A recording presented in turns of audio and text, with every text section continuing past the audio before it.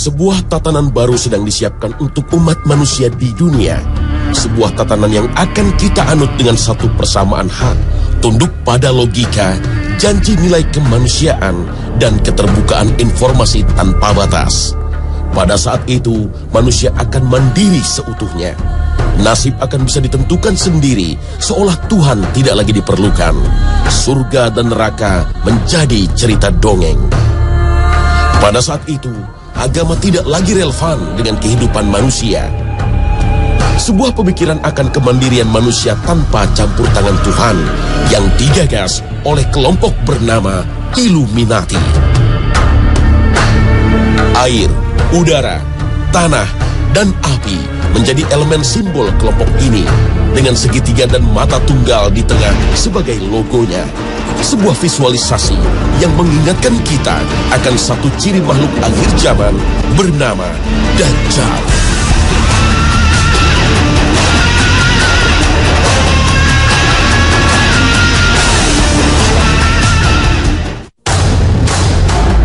Assalamualaikum warahmatullahi wabarakatuh. Selamat pagi pemirsa. Khazanah kembali hadir untuk memberikan wawasan dan informasi kepada Anda. Tatanan dunia baru adalah sebuah konsep yang dibuat oleh dua organisasi rahasia yang dianggap paling berpengaruh di dunia, yaitu Freemason dan Illuminati. Illuminati yang berarti sang pencerah adalah sebuah organisasi yang diduga kuat didirikan pada tanggal 1 Mei 1776 oleh Adam Weishaupt. Tujuan utama pembentukan Illuminati adalah membuat manusia sempurna sebagaimana Tuhan tanpa Tuhan. Dalam konteks tatanan dunia baru yang dijalankan oleh manusia yang sempurna, hanya ada sebuah agama, yaitu agama yang berdasarkan penyembahan akal budi atau worship of reason. Pendiri Illuminati percaya ketika akal budi menjadi agama manusia, maka permasalahan akan terselesaikan. Sehingga secara sederhana, Illuminati mendefinisikan akal budi sebagai penggunaan pikiran manusia yang tak terkekang untuk memecahkan permasalahan tanpa keterlibatan Tuhan. Tatanan dunia baru yang menghilangkan kuasa Allah Subhanahu wa Ta'ala atas hidup manusia ini sejatinya menentang kebenaran surat Yunus ayat ke-34. قل هل من شركائكم من يبدأ الخلق ثم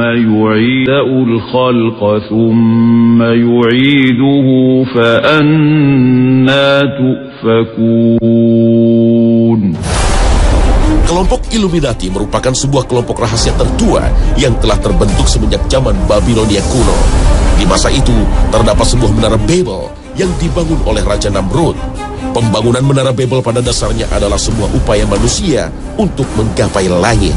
Sebuah simbol dari upaya manusia untuk meninggikan derajatnya. Islam secara tersirat telah menjelaskan adanya menara Babel dalam surat Al-Fajr ayat ke-6 hingga ke-8. Apakah kamu tidak memperhatikan bagaimana Tuhanmu berbuat terhadap kaum Ad, yaitu penduduk Iram yang mempunyai bangunan-bangunan yang tinggi yang belum pernah dibangun suatu kota seperti itu di negeri-negeri lain. Al-Quran Surah Al-Fajr ayat 6-8. Kesombongan umat manusia atas kecerdasan dan kemampuan berpikirnya membuat mereka berbuat zalim dan merusak dunia. Pada akhirnya Allah Subhanahu wa Ta'ala dengan kuasanya memberikan ganjaran berupa azab seperti yang tersari dalam surat Al-Fajr ayat ke-12 hingga ke-14. Lalu mereka berbuat banyak kerusakan dalam negeri itu. Karena itu Tuhanmu menimpakan kepada mereka cemeti azab. Sesungguhnya Tuhanmu benar-benar mengawasi. Al-Quran Surah Al-Fajr ayat 12 hingga 14. Kehancuran menara Babel karena azab dari Allah Sang Maha Kuasa bagi sebagian kecil umat manusia tidaklah menjadi pelajaran, namun justru memunculkan api dendam dari kelompok kecil umat manusia kepada Tuhannya. Kelompok kecil inilah yang pada akhirnya menjadi akar dari gerakan Illuminati. Illuminati dengan segala rencana dan agendanya berusaha membalaskan dendamnya kepada Allah Subhanahu wa Ta'ala sehingga tak ayal berkelakuan sebagai sekelompok orang pemuja setan. Agenda Illuminati pada akhirnya di abad ke-18 semakin nyata seiring terciptanya konsep tatanan dunia baru New World Order. Salah satu agen Illuminati sesuai dengan buku tulisan Henry Mackau adalah Amschel Meyer Rothschild. Di tahun 1773, Rothschild yang merupakan seorang Yahudi Ortodoks mengadakan pertemuan dengan 12 bankir terkemuka. Salah satu cara Illuminati menguasai dunia adalah dengan menggunakan dominasi ekonomi. Cara-cara Illuminati mewujudkan tujuan besarnya adalah merancang bencana-bencana besar ekonomi seperti yang terjadi di tahun 1933 di Amerika Serikat. Guncangan ekonomi yang dikenal dengan istilah Great Depression tersebut adalah bencana ekonomi karena kehancuran pasar modal. Di abad ke-21, bencana ekonomi muncul kembali seiring dengan krisis ekonomi di Yunani yang menjalar ke negara-negara Eropa termasuk Spanyol dan Italia. Bencana ekonomi di Amerika Serikat kembali mencuat seiring dengan terpilihnya Barack Obama menjadi presiden negeri Paman Sam yang ke-44. Dan ternyata skema Ponzi yang dirancang oleh para bankir Yahudi meluluhkan sendi-sendi perekonomian sang negeri adidaya. Penguasaan para agen Illuminati atas perekonomian dunia sesuai analisis Henry Mackau pada akhirnya mulai menampakkan dirinya bahwa menguasai negara atau bangsa cukup dengan menguasai ekonominya. Dengan menguasai uang, maka kekuasaan atas pemerintah dan segala aturannya menjadi mutlak. Bentuk nyata dikdayanya ekonomi terhadap kedaulatan sebuah bangsa adalah belitan hutang dari sebuah negara, termasuk negeri yang kita cintai, Indonesia. Hingga tahun anggaran 2012, Indonesia harus menanggung hutang hingga mendekati angka 2.000 triliun rupiah. Dan hingga saat ini, anggaran pendapatan dan belanja negara APBN masih mencatatkan angka defisit hingga lebih dari 150 triliun per tahunnya, yang memaksa para pengelola keuangan negara terus-menerus mengeluarkan surat hutang negara. Akankah sebuah negara mampu berdaulat dan melindungi serta mensejahterakan rakyatnya jika senantiasa dibelit hutang? Dan mengapa Indonesia harus menanggung hutang yang demikian besar? Tak lain adalah dana yang harus dikeluarkan oleh negara untuk melindungi sektor perbankan ketika krisis di tahun 1997 hingga 1998. Sekali lagi inilah bukti nyata betapa sektor ekonomi memiliki peran vital dalam keberlangsungan sebuah negara, terlebih di negara kita yang merupakan negara dengan penduduk muslim terbesar di dunia.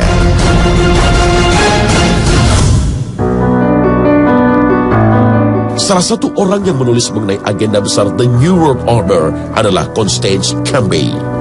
Dalam bukunya yang berjudul The Hidden Dangers of the Rainbow, The New World Order adalah sebuah tatanan yang dibentuk berdasarkan sebuah pemahaman akan satu kesamaan agama baru. Dan agama itu adalah New World Order. Sebuah pemahaman akan satu aturan baru yang mampu melibatkan seluruh manusia di bumi tanpa batas warna, kulit, suku, bangsa, dengan satu prinsip dasar, yaitu kemanusiaan. Internet dan kartu kredit dengan berbagai kemudahan dan manfaatnya disadari telah menjelma menjadi sebuah sistem keuangan baru. Siapapun, dimanapun ia berada, bisa dengan mudah mendapatkan barang apapun yang disediakan dari seluruh penjuru dunia. Transaksi tawar-menawar dilakukan tanpa kehadiran, dan identitas adalah kredibilitas seseorang di dunia maya tanpa perlu tatap muka dan asal-usul asli. Pilar lain penopang tatanan dunia baru adalah Badan Otoritas Pangan Dunia. Banyak pemimpin seakan dihantui oleh satu isu universal ini dengan pertanyaan mendasarnya adalah, cukupkah bumi dan seisinya menjamin kehidupan seluruh manusia nanti? Rasionalkah isu ini dalam kajian agama Islam, agama yang diturunkan kepada sang Nabi terakhir Rasulullah SAW? Mari kita simak firman Allah Subhanahu wa Ta'ala akan konsep rezeki, sumber kehidupan makhluk di bumi dalam surah Hud ayat ke-6. وَمَا مِن دَابَّةٍ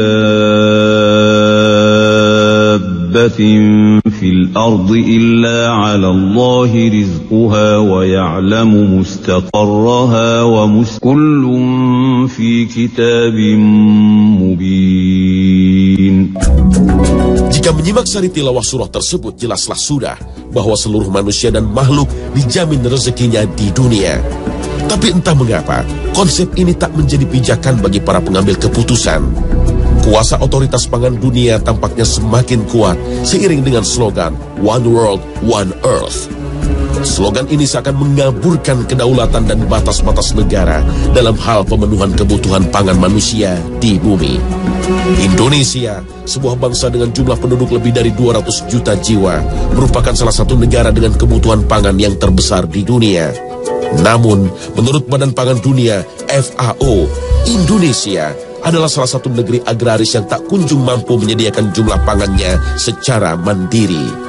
Ketidakmandirian pemenuhan pangan dalam negeri bisa diukur dari tiadanya anugerah FAO dalam hal bidang swasembada. Kegagalan pembangunan pertanian di negeri dengan tanah yang subur makmur berimbas pada kebijakan pemenuhan kebutuhan pangan. Dan ternyata kekuatan dunia seakan mendominasi seiring dengan kebijakan pemerintah saat ini untuk beternak sapi di tanah Australia. Kebijakan pemerintah ini seakan mengaburkan identitas bangsa kita. Benarkah 230 juta jiwa manusia Indonesia tak lagi mampu beternak sapi di negerinya sendiri? Dan ternyata tanah Australia di masa depan nanti tak hanya menjadi lahan beternak sapi-sapi Indonesia. Cina, negeri tirai bambu dengan jumlah penduduk lebih dari 1 miliar jiwa, telah mendapatkan lahan khusus untuk menjamin keberlangsungan peternakannya. Prinsip One World, One Earth inilah yang menjelaskan semakin dekatnya kita pada era tatanan dunia baru. Karena pilar selanjutnya dalam pembangunan The New World Order adalah sebuah pemerintahan dunia yang berkuasa penuh atas seluruh penduduk bumi. Di masa depan nanti, ada sebuah bentuk pemerintahan yang maha kuasa, sehingga semua harus tunduk dalam sebuah undang-undang universal. Peraturan tata kehidupan yang berlaku tersebut akan meleburkan batas teritori kedaulatan bangsa dan negara. Dan sekali lagi, kita harus membuka mata bahwa peradaban dunia semakin mendekat ke arah sana. Simak saja kuasa Dewan Keamanan Persatuan Bangsa-Bangsa. Dalam sebuah forum yang beranggotakan 5 anggota tetap dan 10 anggota tidak tetap itu, seluruh dunia seakan tunduk terhadap sebuah peraturan baku. Negara yang dianggap sebagai musuh bersama akan mendapat sanksi tegas, dan biasanya dalam bentuk embargo dan terjunnya pasukan perdamaian yang seringkali berujung pada tergulingnya pemerintahan. Indonesia bukanlah sebuah negara yang tak pernah lepas dari pengaruh kuasa Dewan Keamanan. Banyak sekali alat dan sistem pertahanan utama negeri ini yang harus teronggok dan terbengkalai karena embargo Amerika Serikat akibat kasus disintegrasi Timur Timur di penghujung era 90-an. Peraturan universal tak hanya dalam bentuk sistem pertahanan dan keamanan dunia. Perdagangan antar bangsa seakan dikendalikan oleh sebuah pasar besar yang dikelola oleh World Trade Organization, WTO. Lembaga yang juga berafiliasi dengan PBB ini memiliki kuku yang tajam dan kuat dalam mengatur perdagangan antar negara. Sebuah negara seakan tak memiliki kuasa penuh dalam hal menjual dan membeli barang dan komoditi. WTO seringkali memperingatkan bahkan memberikan sanksi kepada negara yang tak tunduk dan terkesan bandel dalam menetapkan bea masuk terhadap sebuah komoditas internasional. Sekali lagi, Indonesia adalah sasaran empuk produk-produk dunia terkait dengan besarnya jumlah penduduk dan kebutuhan rakyatnya. Di negeri yang membentang dari Sabang sampai Merauke ini, produk impor seakan mendominasi pasar barang dan jasa, mulai pakaian, sepatu, buah, gula, hingga beras. Jika pemerintah nekat membatasi peredaran barang-barang impor, maka bersiaplah seluruh komponen bangsa menghadapi sidang WTO. WTO juga menjadi momok bagi pelaku usaha lokal seiring komandonya untuk menerapkan sistem perdagangan bebas. Inikah bentuk-bentuk semakin nyatanya pembangunan pilar penopang tatanan dunia baru, The New World Order?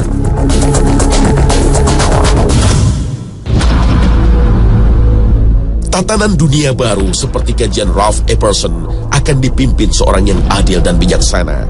Sang pemimpin ini disebutkan dengan banyak nama di banyak agama.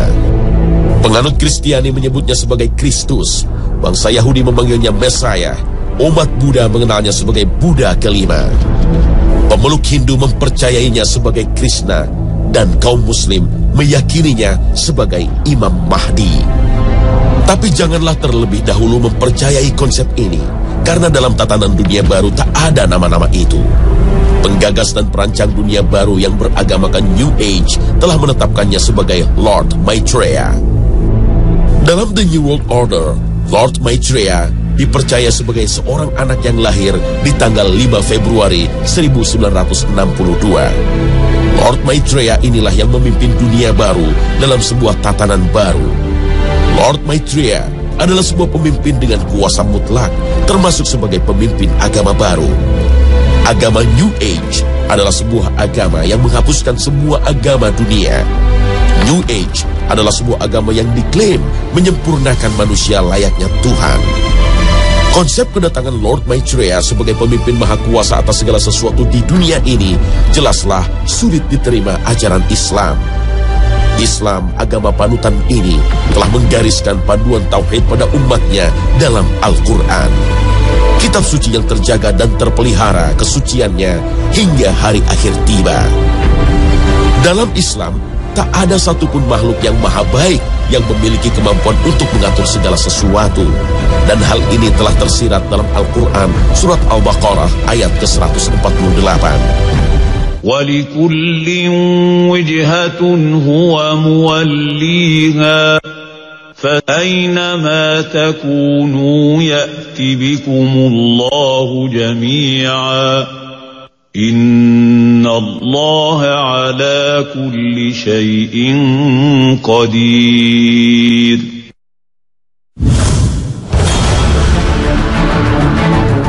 Imam Mahdi, seperti disebut dalam beberapa hadis Rasulullah SAW, disebutkan akan muncul di akhir zaman untuk membawa seluruh manusia kembali Islam. Bila tidak tersisa dari dunia kecuali 1 hari, tentu Allah akan panjangkan hari tersebut, sehingga Allah utus padanya seorang lelaki dariku atau dari keluargaku. Namanya seperti namaku dan nama ayahnya seperti nama ayahku. Ia memenuhi bumi dengan keadilan, sebagaimana sebelumnya telah dipenuhi dengan kezaliman dan keculasan.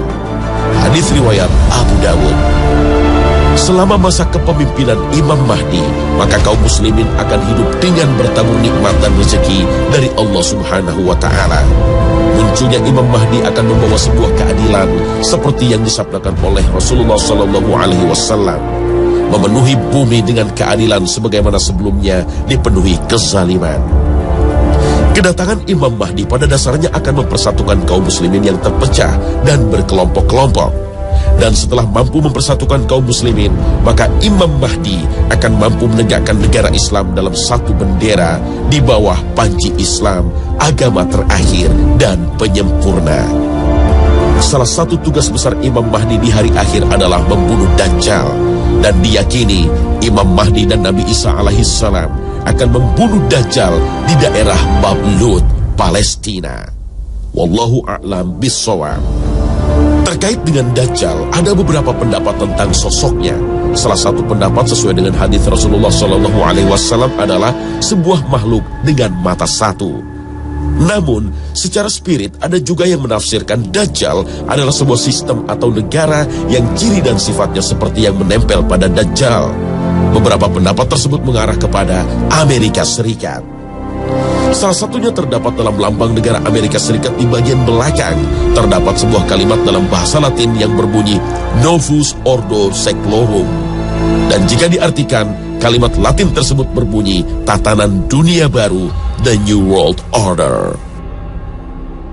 Bukti mengarah semakin kuat ketika terdapat sebuah simbol sebuah mata yang terletak dalam sebuah piramida terputus. Piramida terkait dengan Mesir dan Lord Maitreya sejatinya merupakan anak dewa matahari yang dikenal di peradaban Mesir kuno. Akhirnya, benarkah Dajjal adalah Lord Maitreya? Seorang pemimpin yang nantinya merupakan musuh yang akan dibunuh oleh Imam Mahdi? Wallahu a'lam bissawab.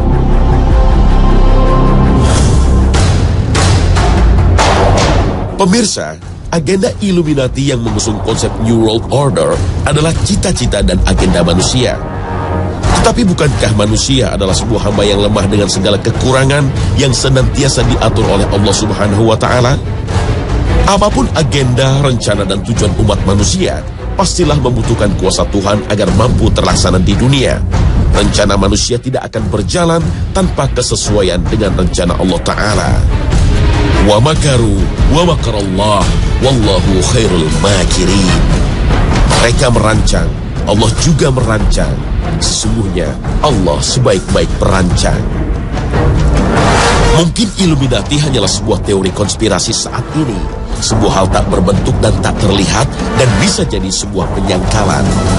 Namun gerakan sejenis yang senafas toh nyata-nyata hadir di tengah kita. Sebuah ajaran anti Tuhan yang sering kita dengar dengan sebutan ateis atau pemikiran liberal yang masuk dalam tatanan masyarakat Islam yang justru mempertanyakan ajaran murni Rasulullah. Keputusasaan manusia lemah iman adalah target termudah dari ajaran Illuminati ini. Karena Allah dikatakan tidak berpihak kepada yang lemah dan miskin, dan menciptakan perbedaan serta ketidakadilan lewat garis rezeki, jodoh, dan kematian. Itulah sebuah bukti tanda akhir zaman, dan hanya kepada Allah kita mendekatkan diri.